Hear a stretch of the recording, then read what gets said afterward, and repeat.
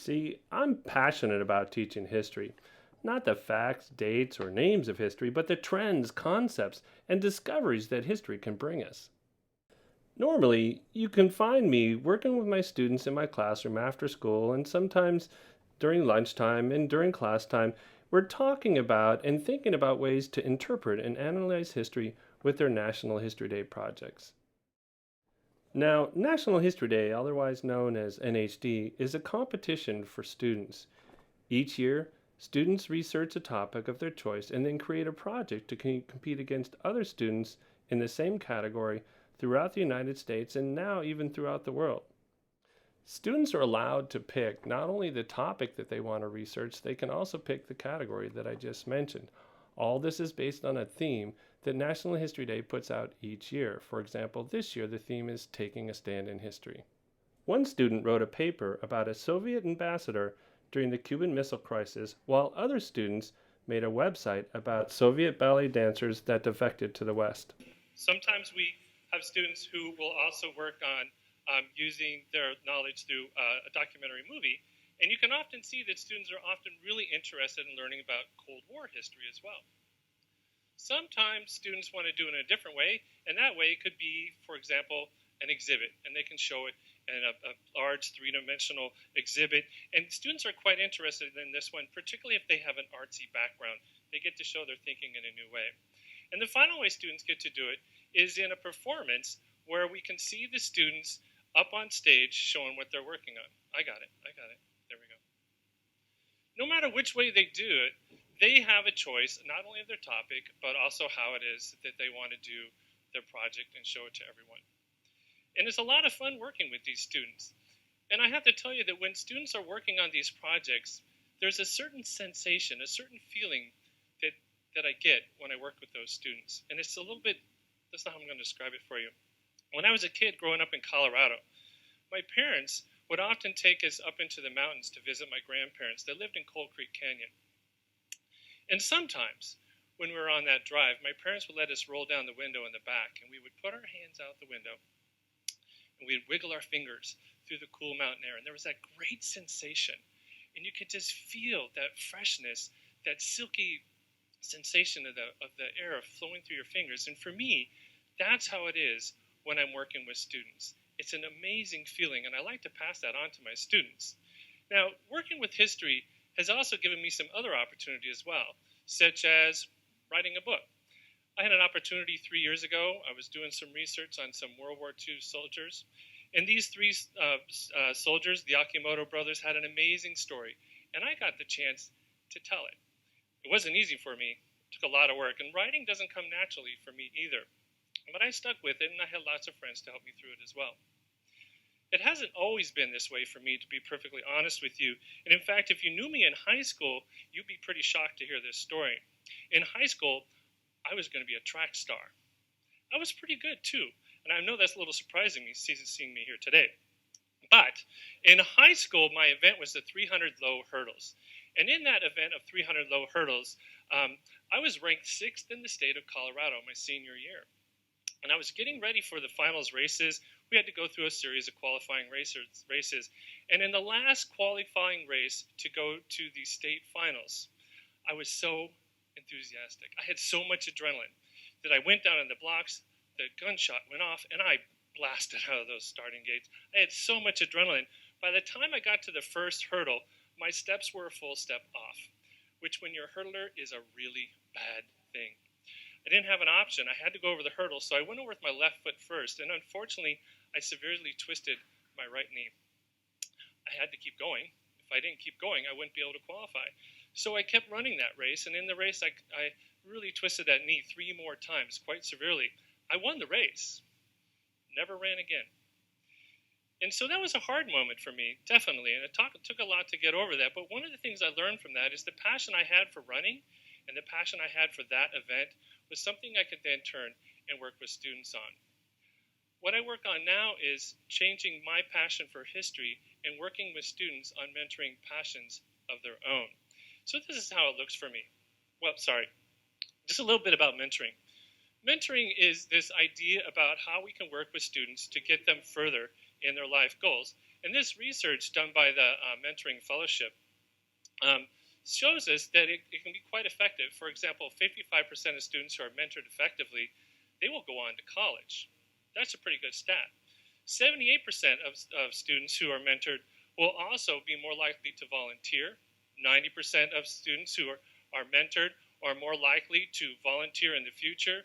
Not only that, an amazing stat, I think, 130% of people who are mentored properly are more likely than to go on and do leadership things with their life and their careers.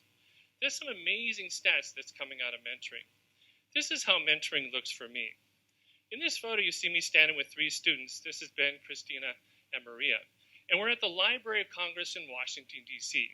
See, these students worked on their project about a woman named Anna Coleman Ladd. And she was a sculptress from America who went to France during the war, during World War I. She made face masks for these soldiers to cover up their injuries. My students, particularly Ben, really worked hard on building a mentoring relationship with Dr. Tara Tabert on the left side up here, on the right side, sorry. And she invited them to come to the Library of Congress when we got there, when they qualified for nationals. She let us go through the original photos from World War I. That's an amazing opportunity for students to have, and it's a memory that I'm going to cherish for a very long time. So how do we get students there? What do we do to get them to these moments? Well, there's a number of pieces that come into place. Number one, I know that my students need to practice. A second piece that has to be in place is they have to have the emotional support to go through all the things that they're going to be going through. And the third piece that has to be in place is they have to be willing to confer with me back and forth. And as you notice, when these building blocks are being put in place, I, the teacher, am starting to disappear. I'm going to come back to that point in a few minutes. So let's take a look at practice. I know most of you have heard about this guy, Malcolm Gladwell, 10,000 hours of practice to become an expert. And what I really like what he says is this: practice isn't the thing you do once you're good, it's the thing that you do to get good. And that's a pretty important idea, because sometimes we look at people and we don't realize how hard they've worked and practiced their craft to get to where they're going in life. When I think about that as a teacher, I think about this gentleman, Sam Weinberg, because I don't know about you, that sometimes when I practice something, I keep practicing it, but maybe I get it wrong. Like, you ever take a math test, right? You practice that math problem over and over, and you keep getting it wrong. Well, I had the same problem with National History Day, and it kind of went like this. Sam Weinberg is a professor at Stanford University, and he came to SAS about 6 years ago. And I was really excited to work with him, very well known in his field. And when he came to SAS, I wanted him to talk with some of my students. They were working on a project about the Terracotta Warriors. They had worked really hard. They were 4th, 6th graders, very earnest, very hardworking, and they made a beautiful display about the Terracotta Warriors.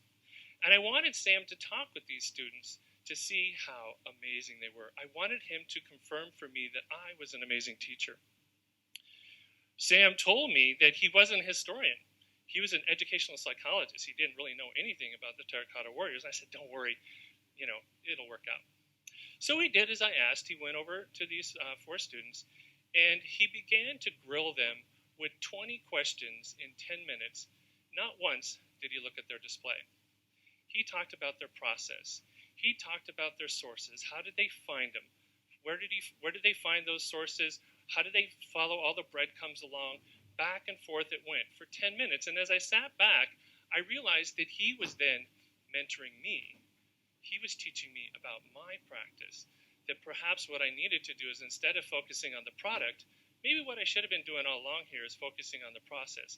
And it was a great moment for me as a teacher.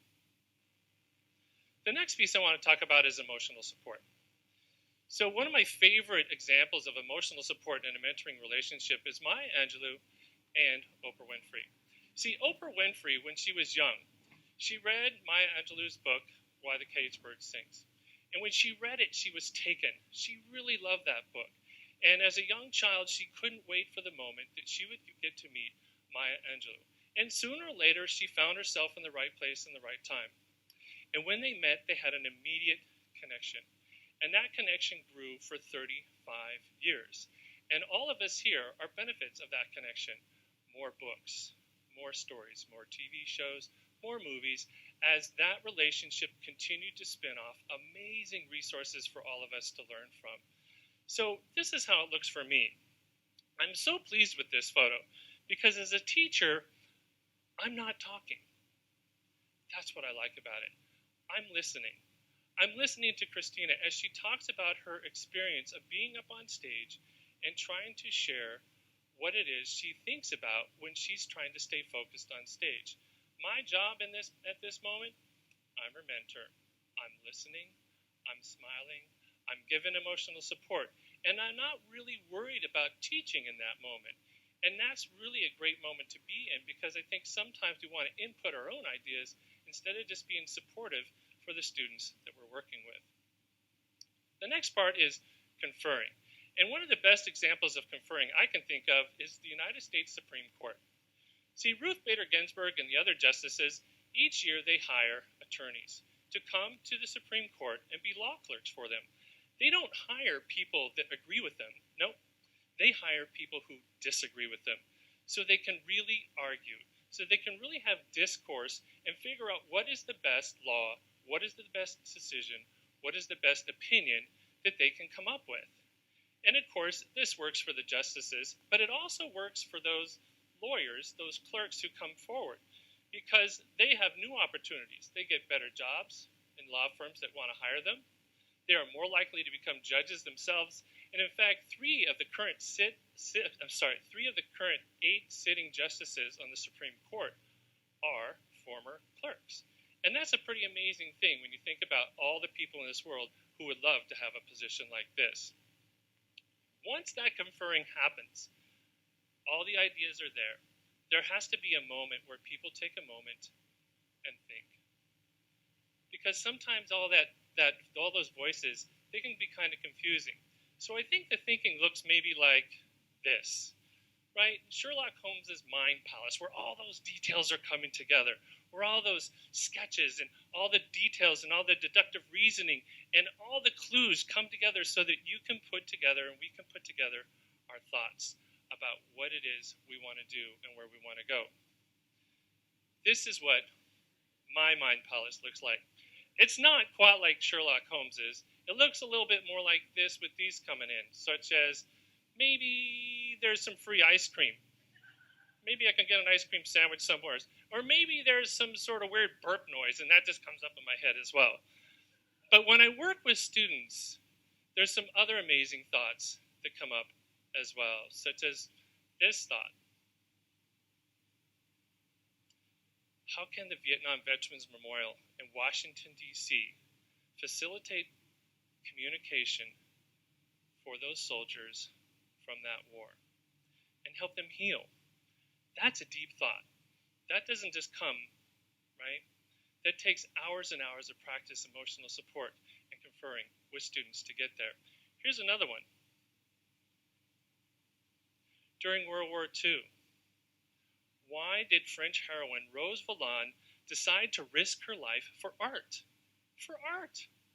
What an extraordinary idea. But again, I didn't come to that on my own. I didn't come to it instantly. It took time and a lot of thought. So when we put this together, we come up with these ideas: conferring, emotional support, some practice, and they give some off spins as well, such as motivation, confidence, opportunities for our students. And this is what it can look like. Kids working hard, earning medals at national events. And sometimes they get medals. They're very happy when they do, of course. And sometimes they don't. And that's okay too, because I'm not about teaching kids to be historians. I'm teaching about being passionate and working hard for what they really want to do. Sometimes you get amazing opportunities too. For example, last year when we were in Washington, D.C., we got to meet Tammy Duckworth. She invited us to come and talk with her. She interviewed all those students, and they all talked with her. And what's amazing is now she is a U.S. Senator. What an amazing opportunity that gets had. But it's not without a price, right? It's about all that work they had to do to get there. But there's one more really amazing thing that comes out of this. It's the pay it forward concept. And this is what I like best about mentoring. If you take a look at this photo, this is an event we call the National History Day Expo. We hold it in the library of our middle school.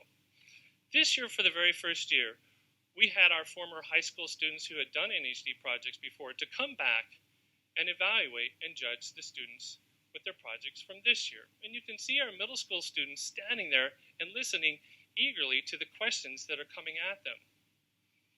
It's an amazing moment as a teacher to watch this happen, because those students, those high school students, are coming from a different place now.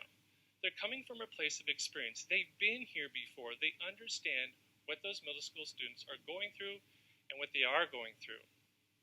And you might be looking up there and going, well, where's the teacher? Where's Mr. Elms? I'm actually there. I'm sitting in the very back row. I'm relaxing. I'm sitting down. I got my hand up, though, and I'm wiggling my fingers through history. Thank you.